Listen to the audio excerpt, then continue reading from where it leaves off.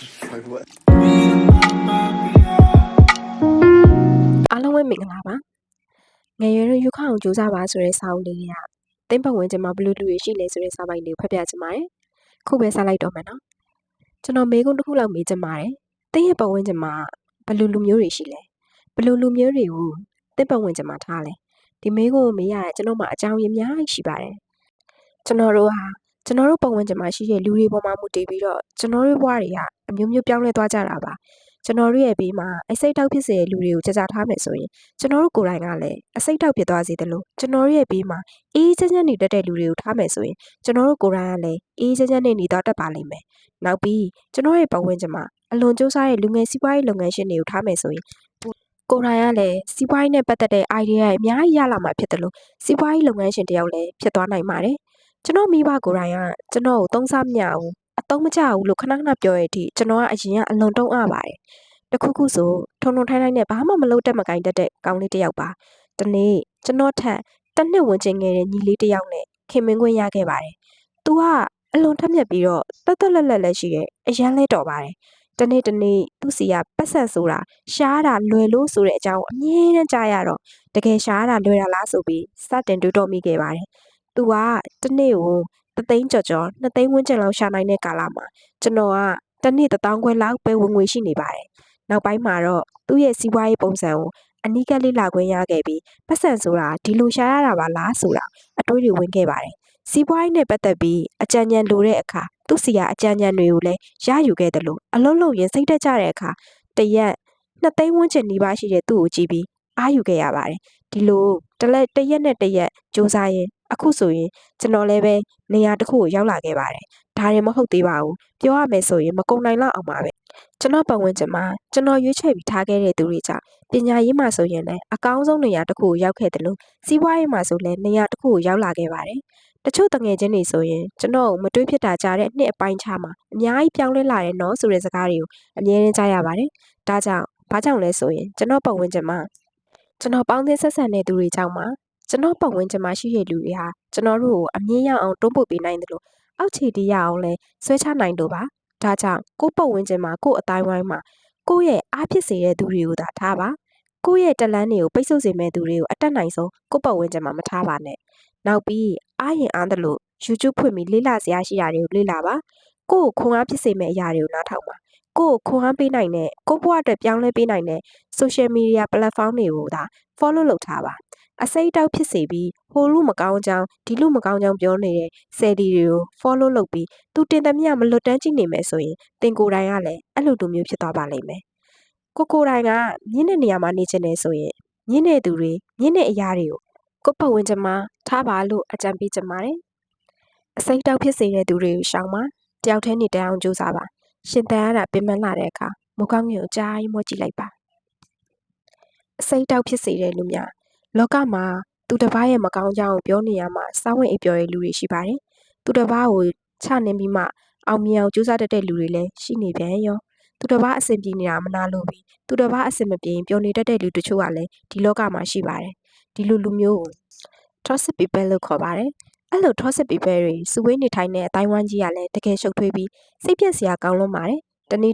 သူတစ်ပါးရဲ့ဟုတ်တဲ့အကြောင်းတွေရောမဟုတ်တဲ့အကြောင်းတွေရောအမနာတမ်းရှောက်ပြောတယ်သူတစ်ပါးကိုအပုတ်ချပြီးမှ social media မှာ like follow တွေရမှန်းလဲသိတော့သူများမကောင်းကြောင်းကိုကောင်းကြောင်းတွေပြောပြီး like follow တွေရှာလာကြပါတယ်တစ်ချိန်လုံးကကျွန်တော်လဲ toxic people တွေရှိတဲ့တိုင်းဝိုင်းမှာနေထိုင်ခဲ့ပူပါတယ်တနေ့ဟိုစကားတီးဖို့ဒီစကားဟိုပို့တစ်ဖက်နဲ့တစ်ဖက်အဆင်မပြေအောင်ဟိုလိုဂုံးတိုက်လိုက်ဒီလိုဂုံးတိုက်လိုက်နဲ့တယောက်နဲ့တယောက်ဟိုလိုလိန်ညာလိုက်ဒီလိုလိန်ညာလိုက်နဲ့တွေ့ရတာမြင်ရတော့တကယ်အဆင်မပြေပဲသူတို့နဲ့နေရတာအလုံးမွန်းချက်ဖို့ကောင်းလာပါတယ်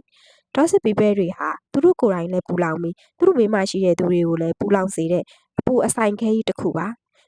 သူတို့နဲ့ပုံနီးကတ်တဲ့လူတွေဟာပူရပြီးတော့သူတို့နဲ့ဝေးသမျှဝေးနေတဲ့သူတွေဟာအပူဒဏ်ကိုနဲသွားပါတယ်toxic people တွေအများကြီးရှိတဲ့ပတ်ဝန်းကျင်အတိုင်းဝိုင်းမှာနေထိုင်တဲ့သူတွေဟာလိုရာထက်ပိုပြီးမတိုးတက်နိုင်ပါဘူးလိုရာထက်ပိုပြီးမအောင်မြင်နိုင်တယ်လို့လိုရာထက်ပိုပြီးစိတ်မချမ်းသာနိုင်ပါဘူးဘာကြောင့်လဲဆိုတော့ toxic people တွေဟာအမြဲမကောင်းမြင်တတ်ပြီးအောက်ကိုအမြဲဆွဲချနေတဲ့သူတွေဖြစ်နေလို့ပါဒါကြောင့်ကိုယ်တိုင်က toxic မဖြစ်အောင်နေထိုင်ကျင့်သုံးပါ toxic people တွေနဲ့လည်းလိုရာထက်ပိုပြီး မပေါင်းသင့်မိအောင်နေထိုင်မှာတနေ့ထက်တစ်နေ့ပိုပြီးရင့်ကျက်လာသူဖြစ်ဖို့ဆိုရင်ရင့်ကျက်ခြင်းမြင့်ချက်ခြင်းဟာအသက်အပိုင်းခြားနဲ့မသက်ဆိုင်သလိုပညာတတ်ခြင်းမတတ်ခြင်းနဲ့လည်းမသက်ဆိုင်ပါဘူးရင့်ကျက်မှုဆိုတာဘဝမှာတွေ့ကြုံခဲ့ရတဲ့အခြေအနေတွေအခက်အခဲတွေပြဿနာတွေအတွေ့အကြုံတွေပေါ်မှာမူတည်ပြီးစိတ်ပိုင်းဆိုင်ရာနဲ့ပတ်သက်ပြီးနေတတ်ထိုင်တတ်ပြုမှုတတ်တဲ့အပေါ်မှာပဲမူတည်ပါတယ်အခက်အခဲပြဿနာတွေကိုအကောင်းဆုံးရင်ဆိုင်ဖြေရှင်းနိုင်တဲ့သူတွေဟာရင့်ကျက်တဲ့သူတွေဖြစ်လာဖို့အတွက်လူမှုပတ်ဝန်းကျင်မှာအလိုက်အသင့်နေတတ်ထိုင်တတ်တဲ့အပြုအမူတွေကိုအမြဲစူးစမ်းနေတဲ့သူတွေဟာတစ်နေ့ထက်တစ်နေ့ပိုမိုရင့်ကျက်လာသူတွေဖြစ်လာပါတယ်ရင့်ကျက်တဲ့လူတစ်ယောက်ဖြစ်လာတဲ့အခါဘလောက်ပဲနာကျင်နေပါစေပြုံးပြုံးလေးနေတတ်လာတယ်ထက်ခါနာကျင်စေသူတွေကိုလွှတ်ချနိုင်လာတယ်တခုခုဆိုရင်နားလည်ပေးတတ်လာတယ်ကိုကိစ္စမဟုတ်ရင်အတိုက်နိုင်ဆုံးဝင်ပါအောင်နေဖြစ်လာတယ်စိတ်ကိုအယိုးရှင်းဆုံးထားတတ်လာတယ် sex control အားကောင်းလာတယ်စကားကိုအေးဆေးဆေးပြောတတ်လာတယ်တခြားသူထက်ကိုသာအာယုံစိုက်ပြီးဖြစ်လာတယ်အပြုတ်မှုပိုင်းဆိုင်ရာမှာတည်တည်ငြိမ်ငြိမ်ဖြစ်လာတယ်လူအတိုင်းဝိုင်းမှာအကောင်းဆုံးကျင့်လည်နိုင်မှုဆိုရင်တင့်အနေနဲ့ရင့်ကျက်တဲ့လူတစ်ယောက်ဖြစ်အောင်ကြိုးစားဖို့လိုပါတယ်ရင့်ကျက်ခြင်းဟာလူပေါင်းလောကမှာများစွာအသုံးဝင်တဲ့အရေးချင်းတွေကတစ်ခုဖြစ်ပါတယ်တင့်အနေနဲ့ရင့်ကျက်တဲ့သူတစ်ယောက်ဖြစ်ဖို့အတွက်ဒီချက်တွေကိုလိုက်လုပ်ကြည့်ပါရင့်ကျက်တဲ့သူတစ်ယောက်ဖြစ်ဖို့အတွက်နည်းလမ်းများစကားကိုလိုတာထက်ပိုပြီးမပြောပါနဲ့ကိုအမြဲအာရုံစိုက်ပါတုတ်ပြန်မှုမမြန်ပါနဲ့တေချာစဉ်းစားပြီးမှတုတ်ပြန်ပါတခုခုမလုပ်ခင်အရင်ဆုံးတေချာစဉ်းစားပါကိုယ့်ရဲ့လက်ရှိအခြေအနေကိုလက်ခံနိုင်အောင်ကြိုးစားပါခံစားချက်တွေကိုထိန်းချနိုင်အောင်ကြိုးစားပါဘသူ့မှအလွယ်တကူမကဲ့ရဲ့နဲ့မဝေဖန်ပါစေနဲ့စိတ်ပိုင်းဆိုင်ရာရောရုပ်ပိုင်းဆိုင်ရာရောကျန်းမာအောင်နေပါတယောက်တည်းနေတဲ့အောင်လေ့ကျင့်ပါပြဿနာကိုမကြောက်ပါနဲ့ရဲရင်ဆိုင်ပါစိတ်ခံစားချက်လွယ်တဲ့ခြင်းကိုဖျောက်ပါစိတ်ကခံစားရတာကိုမျက်နှာမှာပေါ်မလာအောင်လေ့ကျင့်ပါကိုအမြဲတမ်းမအောင်ကြိုးစားပါတိုက်ခိုက်မှုကိုခံနိုင်ရှိအောင်ကြိုးစားပါတကယ်လေ့ကျင့်ရင်လောကီကိစ္စမပြောနဲ့လောကုတ္တရာကိစ္စကိုလည်းဖြစ်လာနိုင်ပါတယ်ဆိုပြီးပါကျုပ်ဆရာတော်ကြီးကမိန့်ကြားတော်မူပါတယ်ဒါကြောင့်ကိုယ်တိုင်ရင့်ကျက်ပြီးစမတ်ကြတဲ့လူတစ်ယောက်ဖြစ်ချင်တဲ့ဆိုရင်ရင့်ကျက်စေခြင်းနဲ့အလေးကျင့်တွေကိုရအောင်လေ့ကျင့်ပါလူငယ်များအားလုံး next level ဘတာဘာရှင်ကိုအမြန်ဆုံးရောက်နိုင်ကြပါစေမကောင်းတဲ့ကံကိုပြန်လဲကောင်းမွန်လာအောင်ကံမကောင်းအကြောင်းမလှရင်ဘယ်ရာအောင်လို့ပျက်စီးတတ်ပါတယ်ကိုဟာအလုပ်တွေစူးစမ်းနေပါလျက်နဲ့စူးစမ်းတော့အရာမထင်တဲ့ဟာဒါမှမဟုတ်အခက်ခဲတွေကြီးပဲအမြဲတမ်းရင်ဆိုင်နေရပြီးကိုကံမကောင်းကိုယ်လိုခံစားရတဲ့အခါကျွန်တော်တို့အနေနဲ့မိမိရဲ့မကောင်းတဲ့ကံတွေကိုတဖြည်းဖြည်းပြန်လဲကောင်းမွန်လာအောင်စူးစမ်းဖို့လိုအပ်ပါတယ်ကျွန်တော်တို့အနေနဲ့မကောင်းတဲ့ကံတွေပြန်လဲကောင်းမွန်လာအောင်ဘယ်လိုပြည့်ရလဲဆိုရင်စေတနာကောင်းအောင်ထားပါစေတနာကောင်းရင်ကံကောင်းတယ်ဆိုတဲ့စကားလည်းရှိပါတယ်ကျွန်တော်တို့တွေလူတိုင်းပေါ်မှာမိမိရဲ့အလုပ်ပေါ်မှာအရာအလုံးအပေါ်မှာစေတနာထားမယ်ဆိုရင်ကျွန်တော်တို့ရဲ့ကံကောင်းခြင်းတွေဟာအလိုလိုရောက်လာပါလိမ့်မယ်စိတ်ကိုဖြူစင်အောင်ထားပါမိမိရဲ့အတွင်းစိတ်ကလေးကိုဖြူစင်အောင်ထားတဲ့သူတွေဟာအမြဲအေးချမ်းကြည်လင်နေတာဖြစ်လို့လူချစ်လူခင်လည်းပေါ်များလာမှာဖြစ်တယ်လို့နတ်အပေါင်းတို့ရဲ့ချစ်ခင်ခြင်းကိုလည်းရရှိလာမှာဖြစ်ပါတယ်စိတ်ထားကောင်းရင်ကံကောင်းနိုင်တာမို့စိတ်ကိုဖြူစင်အောင်ထားပါဘာသာရေးလုပ်ပါဘာသာရေးအများဆုံးလုပ်ခြင်းရမကောင်းတဲ့ကံတွေကိုပြန်လဲကောင်းမွန်လာအောင်အထက်ရောက်ဆုံးပြုပြင်ခြင်းပါပဲဘာသာရေးလို့ဆိုတဲ့နေရာမှာကောင်းမှုကုသိုလ်ပြုလုပ်ခြင်းလူတိုင်းပေါ်မှာမေတ္တာထားခြင်းနဲ့မေတ္တာတရားအမြဲပွားများခြင်းကိုချင်းတီလာဆောက်တင်ခြင်းအမြဲဖျားရှိခိုးခြင်းဖျားเจ้าစေတီများတန်ရှင်းရေးလုပ်ခြင်းလူဒန်းခြင်းများကိုပြုလုပ်ခြင်းပဋိစိတ်ခြင်းတို့ပါဝင်ပါတယ်ကံတွေပြန်လဲကောင်းမွန်လာဖို့အတွက်ဘာသာရေးနဲ့ပတ်သက်တာများများလုပ်ပါမိဘကိုလှုပ်ကြွေးပြုစုခြင်း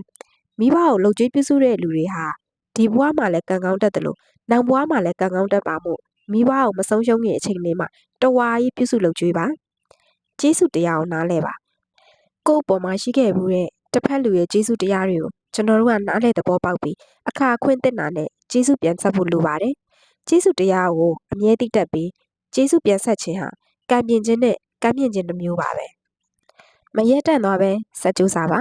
ဘလို့အခြေအနေမျိုးမှပဲဖြစ်ဖြစ်ကိုလုပ်ခဲ့တဲ့အလုပ်ကိုလုံးဝမရက်တက်လိုက်ပဲဆက်ပြီးစူးစမ်းနေတဲ့သူတွေဟာအောင်မြင်မှုတိုးတက်မှုနဲ့ထိုက်တန်တဲ့လူတွေပဲဖြစ်ပါတယ်ဒီနေ့တငယ်ချင်းနဲ့အဆင်မပြေလို့ဒီနေ့မိုးရွာလို့ဒီနေ့ရီစားနဲ့ရန်ဖြစ်တာလို့အစသဖြင့်အကြောင်းပြချက်မျိုးစုံနဲ့ပေးပြီးကိုလုံနေတဲ့အလုပ်ကိုစက်မလုပ်ပဲရက်တန့်သွားတဲ့လူတွေဟာဒီနေ့အတွက်မအောင်မြင်တဲ့လူတွေဖြစ်ပါတယ်ဒီလိုပဲကိုလုံဆယ်ရှိတဲ့အလုပ်ကိုကိုယ့်ရဲ့ရည်မှန်းချက်ပန်းနိုင်ကိုဆက်လက်အကောင့်ထဲမဖော်ပဲအကြောင်းပြချက်အမျိုးမျိုးနဲ့ပြတတ်တဲ့သူတွေဟာအနာဂတ်မှာမအောင်မြင်နိုင်ပါဘူးဥပမာအနေနဲ့ပြောရမယ်ဆိုရင်မောင်ကတစ်လကို300ရှာနိုင်မှုပန်းနိုင်ထားပါတယ်တစ်လ300ရဖို့အတွက်တစ်ရက်ကို3,33500ဝန်းကျင်ကိုရှာဖို့ဆုံးဖြတ်ထားပါတယ် နေ့စဉ်နဲ့အမျှသတ်မှတ်ထားတဲ့ငွေအမောက်ကိုပြည့်အောင်စိတ်အားထက်သန်စွာနဲ့ကြိုးစားခဲ့ပါတယ်။ဒါပေမဲ့တနေ့မှာတော့စိတ်အဆင်မပြေစရာကိစ္စတစ်ခုကြောင့်စိတ်နှောက်ယှက်ဖြစ်ပြီးသတ်မှတ်ထားတဲ့ငွေအမောက်ကိုတသိန်းလိုနေခဲ့ပါတယ်။အဲ့ဒီနေ့အတွက်သတ်မှတ်ငွေအမောက်မပြည့်ခဲ့ဘူးပေါ့။ဒီလိုနဲ့မောင်မောင်ကဒီနေ့အတွက်သတ်မှတ်တဲ့ငွေအမောက်မပြည့်ခဲ့လို့တစ်လအတွက်သိန်း100ရှာမယ့်အစီအစဉ်ကိုပြတ်ပြီးလို့တွေးမိသွားခဲ့ပါတယ်။ဒါကြောင့်မဲတစ်လသိန်း100ရှာမယ့်အစီအစဉ်ကိုရပ်တန့်လိုက်ပြီးတော့ဒီလိုပဲပတ်စံအမြဲရှာတိုင်းရှာနေခဲ့ပါတယ်။တရက်တာအတွက်သတ်မှတ်ထားတဲ့ငွေအမောက်မရှိတော့တာမို့ပတ်စံကိုရှာခြင်းတလို့ရှာတယ်လှုပ်ချင်တယ်လို့လုပ်နေခဲ့တာမို့မောင်မောင်ရဲ့တစ်လဝင်ငွေဟာသိန်း100မဟုတ်ပဲသိန်း60သာဖြစ်သွားခဲ့ပါတယ်။တကယ်လို့သာမောင်မောင်သာအဲ့ဒီနေ့အတွက်သတ်မှတ်ထားတဲ့ပတ်စံမပြည့်ခဲ့ပေမဲ့နောက်ရက်တွေမှာလိုတလိုငွေအမောက်ကိုနည်းနည်းချင်းစီတိုးပြီးရှာမယ်ဆိုရင်မောင်မောင်ရဲ့သိန်း100ရှာမယ့်အစီအစဉ်ကမရက်တန့်သွားဘူးဆိုရင်မောင်မောင်ဟာတစ်လအတွင်းသိန်း100ရခဲ့မှာပါ။မောင်မောင်ကပန်းနိုင်မရောက်သေးခင်ရက်တန့်သွားတဲ့အတွက်ပန်းနိုင်ကိုအမှန်တကယ်မရောက်သွားတော့ပါဘူး။နောက်ပြီးသိန်း100မှသိန်း60ပဲရတာမို့သူ့ရဲ့တစ်လတာမှာသိန်း40အလိုလိုဆုံးဖြုံးရပါတယ်။နောက်ထပ်ဥပဒေတစ်ခုပေးရမယ်ဆိုရင်ဝေးချတဲ့ကိစ္စကိုပေါ့။ကိုကဝေးချမယ်လို့တွေးထားတယ်။ဒါပေမဲ့မိုးရွာတာနေပူတာအလုရှုပ်တာအစသဖြင့်ကိစ္စတွေကြောင့်ဆက်ပြီးဝေးမချတော့ပဲဝေးချခြင်းကိုရပ်တက်လိုက်မယ်ဆိုရင်အနာဂတ်မှာကိုဟာစမတ်ကြတဲ့လူတစ်ယောက်အဖြစ်ရှိနေတော့မှာမဟုတ်ပါဘူး။ဖတ်တီးပွားနဲ့ပဲတစ်သက်လုံးနေသွားရမှာဖြစ်ပါတယ်။ပန်းနိုင်ကိုသွားဖို့အစီအစဉ်မရှိတော့တဲ့ရပ်တက်လိုက်တဲ့နေ့တွေဟာတင့်အတွက်ပန်းနိုင်ကိုအမှန်တကယ်မရောက်တော့မဲ့နေ့တွေပါပဲ။ဒါကြောင့်ကိုဟာပန်းနိုင်တစ်ခုကိုသွားဖို့အတွက်အစီအစဉ်ရှိကိုရှိရမယ်ဆိုလို့ရှင်အဲ့ပန်းနိုင်ကိုသာအာယုံစိုက်ပါ။အဲ့ဒီပန်းနိုင်ကိုအမြဲကြည့်ပါဘေးမှာရှိတဲ့အရာတွေပေါ်အာယုံထားမိတဲ့အခါစိတ်နှောက်ယှက်ဖြစ်တတ်ပါတယ်ပန်းနိုင်ပေါ်မှာအာယုံစိုက်မှုနေသွားတတ်ပါတယ်လောကကြီးမှာတခုခုဆိုရင်ဇွဲမရှိပဲရက်တက်လိုက်ဖို့ရတာဆုံးဖြတ်ချက်ချတတ်တဲ့သူတွေဟာလုံးဝမအောင်မြင်နိုင်တဲ့သူတွေပဲဖြစ်ပါတယ်အိမ်မက်တွေရှိတယ်ဆိုလို့ရှိရင်အဲ့ဒီအိမ်မက်တွေအတိုင်းလုံးနေတာတွေကိုလုံးဝမရက်တက်လိုက်ပါနဲ့မဖြစ်နိုင်ဘူးလို့ထင်ထားတဲ့အမြင့်နေနေရတဲ့အထိရအောင်ကြိုးစားပါအမြဲစင်ရဲနေရမယ့်သူတွေရဲ့အလေးချက်များရီမှန်းချက်ရှိပေမဲ့ရီမှန်းချက်ပန်းတိုင်ကိုအကောင့်ထဲမဖော်နိုင်ခြင်းအမြဲပြည့်ရည်နေခြင်းမိမိရဲ့ကိုယ်ရည်ကိုယ်သွေးအမြဲတိုးတက်အောင်မကြိုးစားခြင်းရှာ၍ရသမျှအကုန်သုံးတတ်ခြင်းအနာဂတ်အတွက်ပလန်မရှိခြင်းဘဝမနာတတ်ခြင်းလောင်ကစားအမြဲလုပ်ခြင်းမိမိကိုယဉ်နှီးမြုပ်နှံမှုမလုပ်ခြင်းဝင်ငွေတစ်ခုပေါ်အမြဲရက်တည်ခြင်းမလိုအပ်ပဲအကျွေးအများပြားယူခြင်းချမ်းသာတဲ့သူဖြစ်ဖို့ပြင်းပြတဲ့စိတ်ဆန္ဒမရှိခြင်းအသစ်သောပြောင်းလဲမှုတွေအပေါ်လေးလာမှုမရှိခြင်းချမ်းသာစေဖို့စဉ်းစားတွေးခေါ်တဲ့ဉာဏ်မရှိခြင်းကျွန်တော်တို့တွေကချမ်းသာခြင်းကိုမကြိုက်နေလို့မရပါဘူးချမ်းသာခြင်းကိုမကြိုက်ရင်ဘယ်တော့မှချမ်းသာလာမှာမဟုတ်ပါဘူးကျွန်တော်အနေနဲ့ပြင်းပြချမ်းသာခြင်းပါတယ်ဆိုရင်ချမ်းသာခြင်းကိုစိတ်ထဲကိုနှလုံးသားထဲမှာပြင်းထန်ကြိုက်နေဖို့လိုအပ်ပါတယ်ကျွန်တော်တို့ချမ်းသာလာမှာပါကျွန်တော်တို့ရဲ့ကျန်းမာရေးလူမှုရေးနေရေးထိုင်ရေးအဆင်ပြေရှိလာသလိုဘဝရဲ့အာမခံချက်လည်းကောင်းကောင်းမွန်မွန်ရှိလာမှာဖြစ်ပါတယ်ဒီထက်ပိုကောင်းမွန်တဲ့ဘဝကိုရဖို့အတွက်ကျွန်တော်တို့ဒီနေ့မှစပြီးအစွမ်းကုန်ကြိုးစားရကြအောင်နော်ခုလိုနားထောင်ပေးရတဲ့အတွက်ကျေးဇူးအများကြီးတင်ပါတယ်ရှင်နောက်အပိုင်း9မှာပြန်လည်ဆုံစည်းပါမယ်နှာတန်လေးနည်းနည်းပါနေလို့သိခံပြီးနားထောင်ပေးကြတဲ့အတွက်ကျေးဇူးအများကြီးတင်ပါတယ်